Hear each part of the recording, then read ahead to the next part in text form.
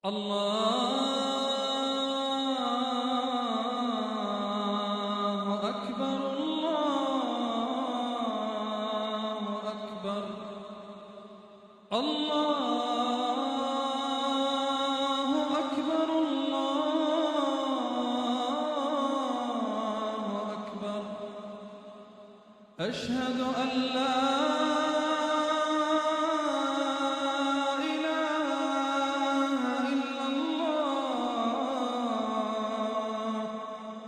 أشهد أن لا إله إلا الله.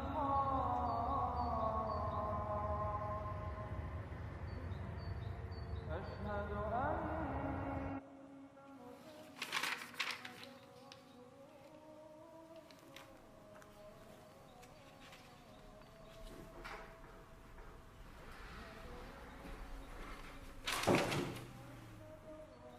Ассаламу алейкум ва рахматуллахи ва баракату, Хайша. Уалейкум ассалам ва рахматуллахи ва баракату. Бүгін мені керемет көркем сурет көрмесіне шақырып еді. Онда бүкіл әлемдік туындылар қойылады екен. Менде 2 билет бар. Менімен бірге жүріңізші. Үлкен рахмет сізге, Зәуре. Бірақ мен бара алмайтын болармын. Өйткені жұмыстан кейін маңызды шаруаларым бар еді. Айша, өтінем, жүріңізші менімен. Сіздің басыңыз бос, еркін адамсыз ғой. Және әдеміліктен ләззат алып қайтасыз. Өкінішке орай бара алмаймын. Ренжімеңіз, Зәуре.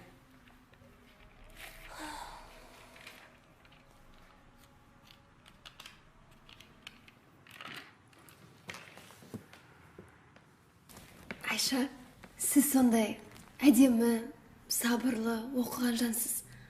Бірақ неге осы күнге дейін әлі тұрмыс құрмай жүрсіз?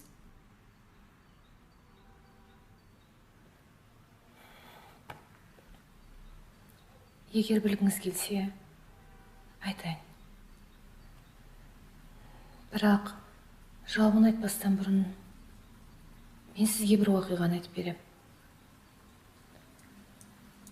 Кезінде 3 қызы бар, және 4-ші нәрестесіне аяғы ауыр бір әйел болыпты.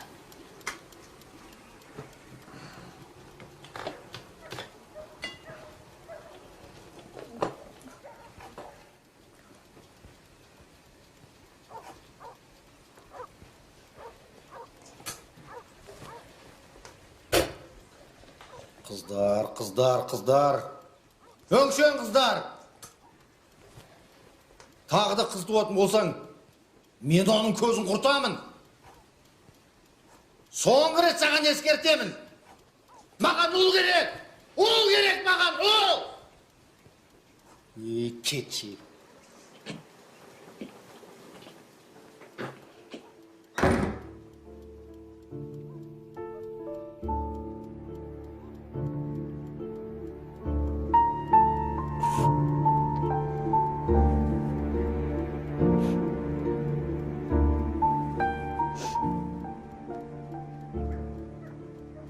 Ол кісінің ұл баланы қатты күткендігі соншалық.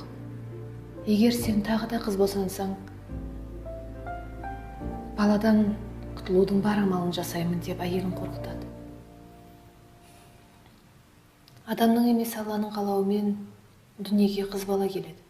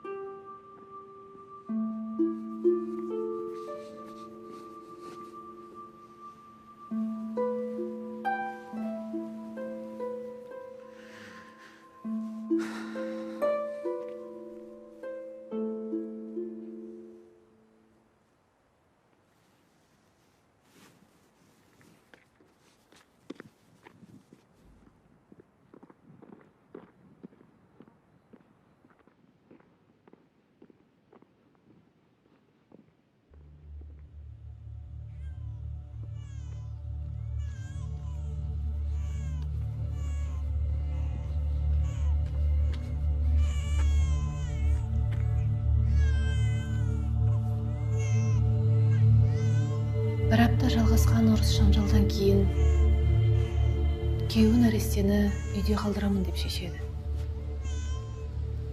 Көп ұзамай әйелдің аяғы тағы ауырлайды. Бұл жолы көптен күткен ұл баланы дүниеге алып келеді. Бірақ ұлдары дүниеге келе салысымен үлкен қыздары қайтыс болады.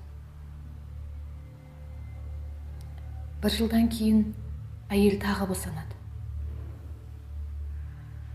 Бұл жолы да ұл босанғаннан кейін екінші қызы қайтыс болады.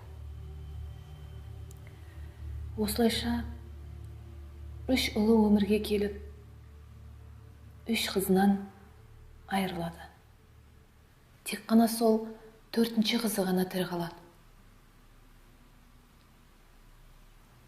Арадан көп уақыт өтпей, балалардың анасы да қайтыс болады. Қиыншылық орнайды.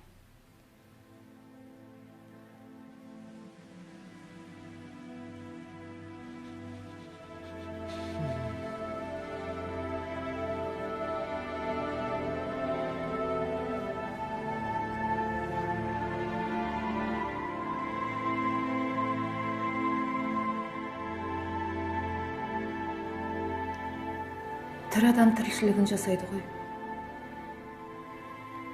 Сол 4-ші қызымен бұл балдары өсіп жетіледі. Сіз сол 4-ші қыздың кім екенін білесіз бе? Ол мен.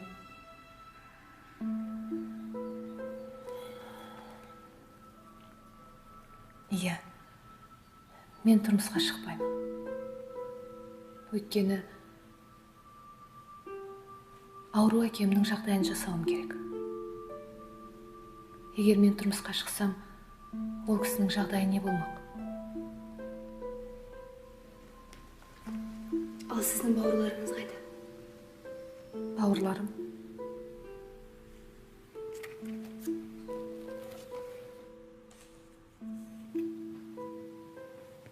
Бауырларым қазір үлкен азамат болған. Лауазымды қызметте жұмыс істейді. Уақыттары жоқ құсайды. Кейбіреуі әкемізге 1 айда келеді. Кейбіреуі 1 жылда келеді.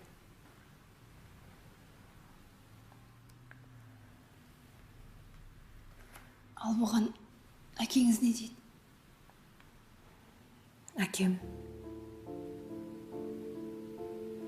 Әкем өткен өміріндегі істеген қателіктеріне өкінетін сияқты.